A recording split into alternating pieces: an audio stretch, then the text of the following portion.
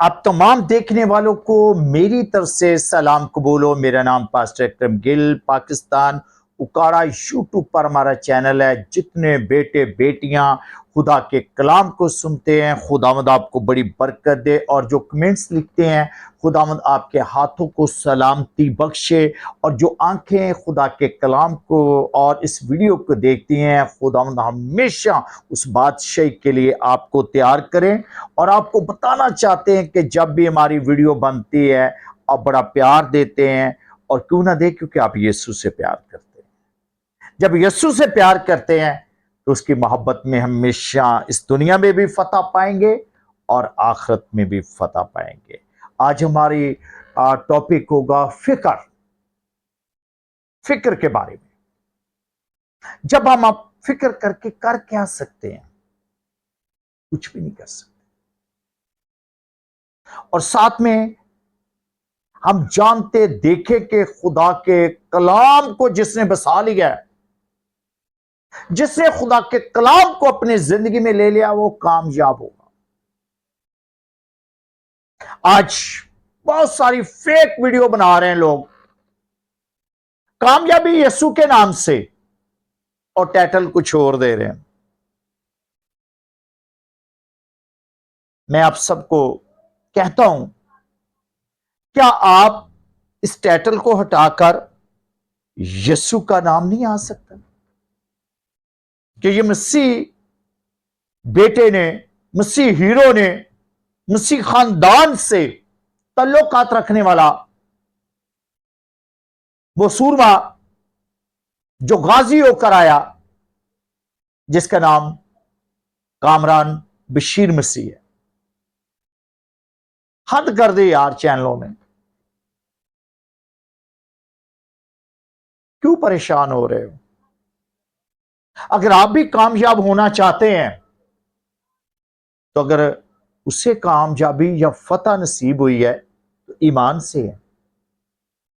और ईमान सुनने से पैदा होता, और सुनना मसीह के कलाम से। और जितने इस टाइम हमारी वीडियो देख रहे हैं, फिक्रमंद ना हो। हम क्या कर सकते फिक्र करके? आपकी फिक्रें करने वाला वो जिंदा है। आपकी फिक्रें करने वाला आपके लिए तैयार है। आपकी फिक्रें करने वाला आपको कामयाबी देना चाहता है। वो कौन है? यीशु अल मसीह। और जिस किसी ने अपनी फिक्रें उससे दे दी है, अपना आप उससे दे दिया है, आज देख कर दे, अपना आप उससे दे दे, अपनी परेशानी उससे दे, अपनी नाकामी दे दे, यीशु मैं नाकाम हूं, तो फिर देख खुदा के कलाम में कामयाबी कैसे मिलती है। हमारी बात सुनो करके जो प्लेयर है, बाबर मसीह से भी बात हुई, और वो कहता भाई साहब, मैं यीशु का नाम लेकर इस मुल्क के लिए, कि मैं इस मुल्क के लिए काम करूंगा, मैं इस मुल्क का परचम दुनिया में लहराना चाहता हूं। मेरे दिल की ख्वाहिश थी कि यीशु मुझे कामयाब करे, ताकि मैं दुनिया को दिखाऊं कि मसीह पाकिस्तानी। ठोक के कहा करें यार कि हम पाकिस्तानी मसीह हैं। मत डरें, साथ में कहे कि हम पाकिस्तानी मसीह हैं, हमें फख्र है कि हम पाकिस्तानी हैं। हर बात में जब भी मैं वीडियो बनाता हूं तो मैं अपने मुल्क के साथ वफादारी की, जो हमें खुदा के कलाम में समझाता भी हूं,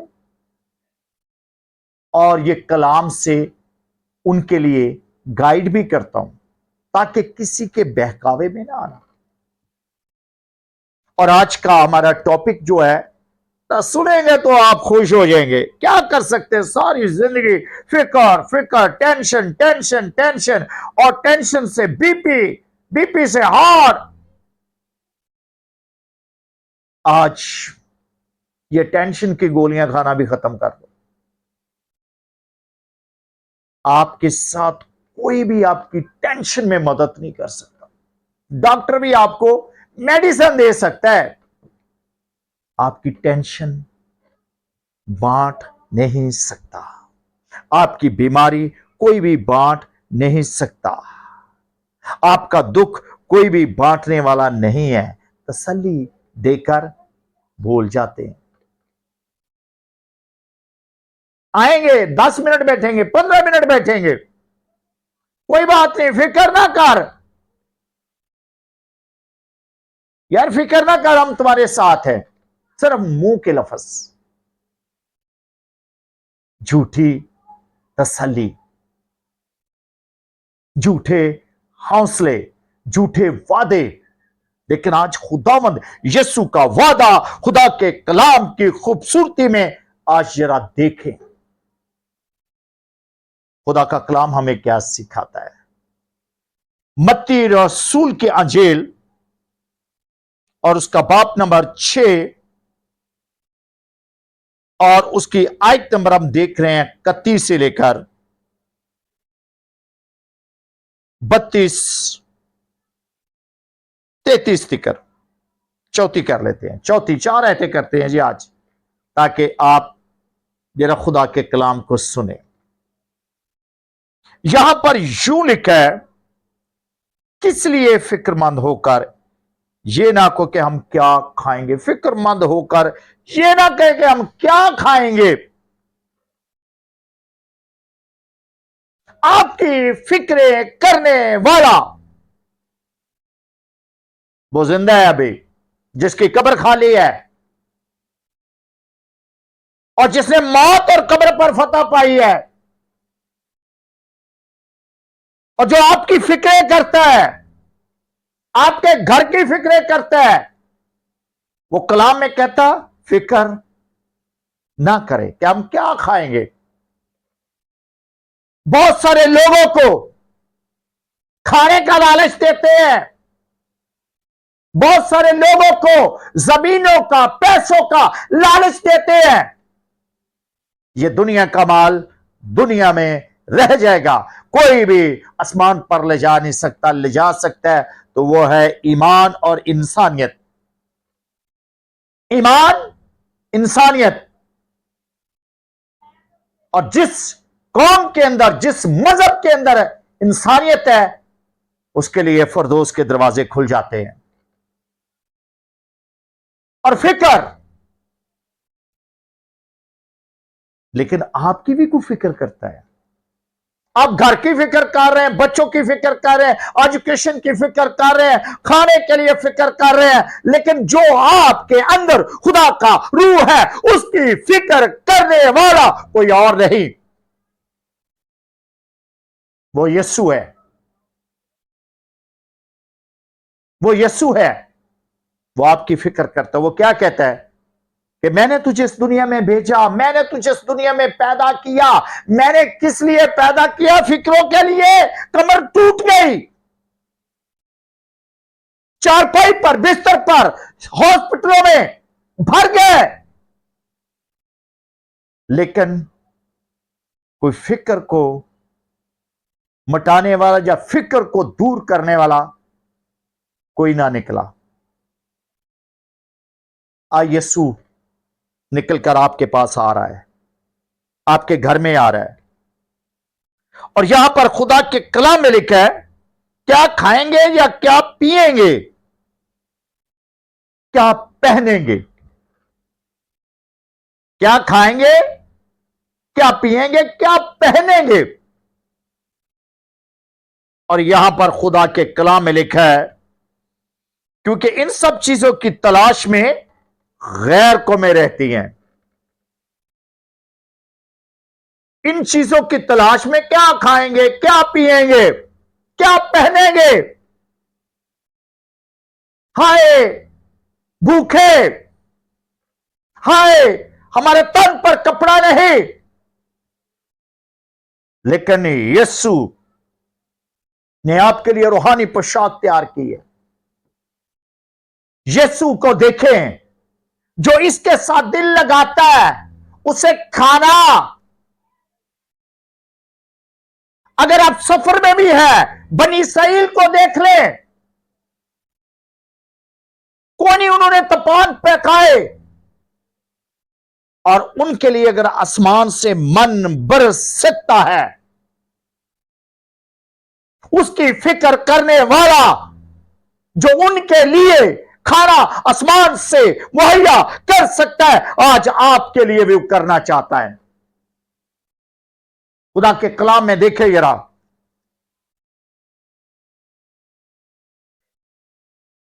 यहां पर लिखा है, क्योंकि इन सब चीजों की तलाश में गैर कौमें रहती हैं, लेकिन तुम्हारा आसमानी बाप जानता है, तुम्हारा यीशु जानता है, तुम्हारा आसमानी बाप जानता है कि किन किन चीजों के मथाज हो। वो जानता है, वो बाप है। जैसे आप बाप होकर अपने बच्चों की फिक्रों में, मेरे बच्चे के पास जूता नहीं, मेरे बच्चे के पास कपड़े नहीं, मेरे बच्चे के पास अच्छा खाना होना चाहिए, लेकिन आपका भी एक बाप है। अगर आप बाप है तो आपके ऊपर भी एक बाप है।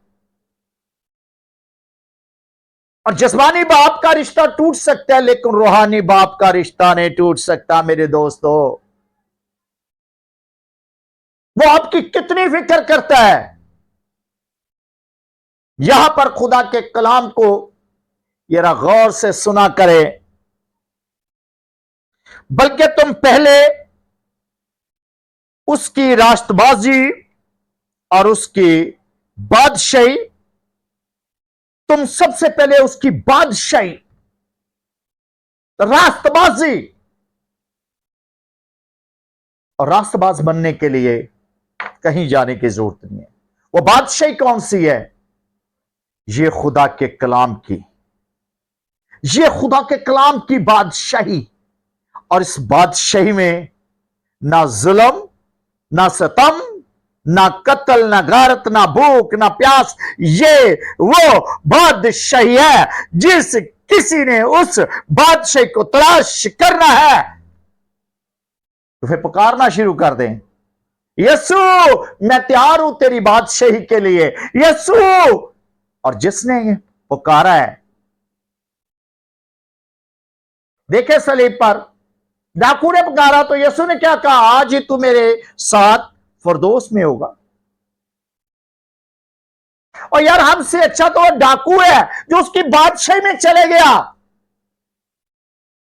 लेकिन आप फिक्रे कर रहे हैं, 80 वरे, 90 वरे, 100 वरे परेशान, टेंशन।